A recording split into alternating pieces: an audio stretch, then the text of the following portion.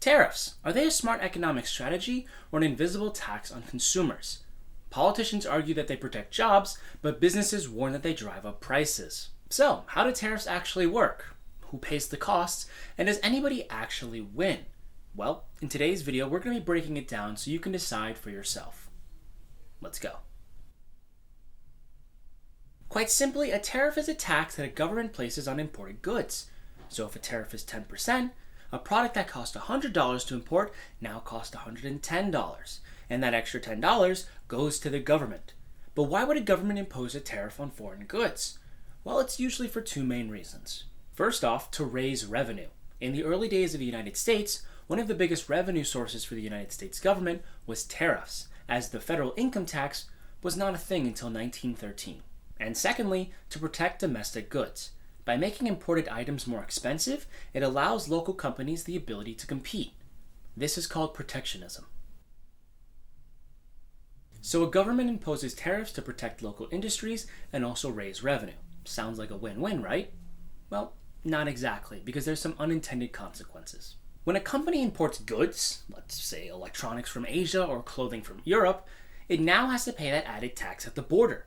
But the importer isn't just going to take the hit. They pass the costs up the chain to wholesalers, to retailers, and ultimately to you, the customer.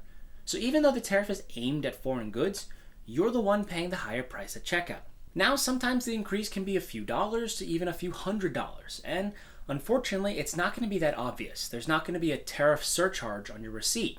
A lot of times it's actually baked into the price. So while the intention is to protect domestic jobs and raise revenue, the hidden costs often fall on regular consumers, who may or may not know why prices are going up. The other unintended consequence is retaliatory tariffs. Now, most countries aren't just going to sit there and quietly take the hit. If one country starts slapping tariffs on imports, others often fight back by doing the exact same thing. This happened in 2018 when the United States slapped tariffs on Chinese imports. The Chinese government immediately responded with tariffs on American agricultural exports like soybeans. Now suddenly Americans are getting the squeeze too. And it doesn't just have to be soybeans. Tariffs can be placed on really any exported good. So many Americans, not just farmers, would be finding it harder to sell their products overseas, as they are now too expensive with new tariffs. This can lead to trade wars, where each side can keep escalating and escalating with more and more tariffs, and now hurting businesses and raising prices on both ends. This creates uncertainty in global markets and can even impact jobs, supply chain, and investment. Now this is where things start to heat up, because in theory, tariffs are supposed to help struggling domestic industries catch their breath. It shields them from cheaper foreign competition and allows them to grow, to modernize, and eventually compete on their own. And sometimes it actually works. In the short term, a protected industry can save jobs, boost production, and get back on its feet. But in the long term, it gets more murkier. Long-term protection can actually lead to less innovation, lower efficiency, and higher price for consumers. Without the need to compete on a global scale, some industries will actually fall behind instead of catch up. That's why many economists argue against tariffs, as they distort the free market. Instead of encouraging healthy competition, they create imbalances, helping a few while hurting many. Furthermore, in today's economy, most things are not made 100% domestic or 100% foreign. Take cars, for example. In some cases, they can have pieces from over a dozen different countries. So if you were to raise the price of one little piece in this large chain, it could cause the entire thing to go up by a lot of money.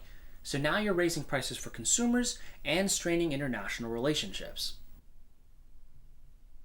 So do tariffs actually work? Well, sometimes, if they're used strategically.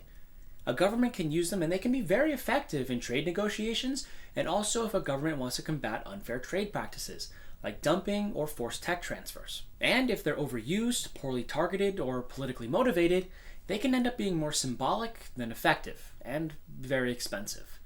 And with that, I'm Evan, and thanks for watching. If you liked what you just saw, then click on the video here. Also, if you haven't, like, subscribe, and hit the bell icon so you don't miss any future videos.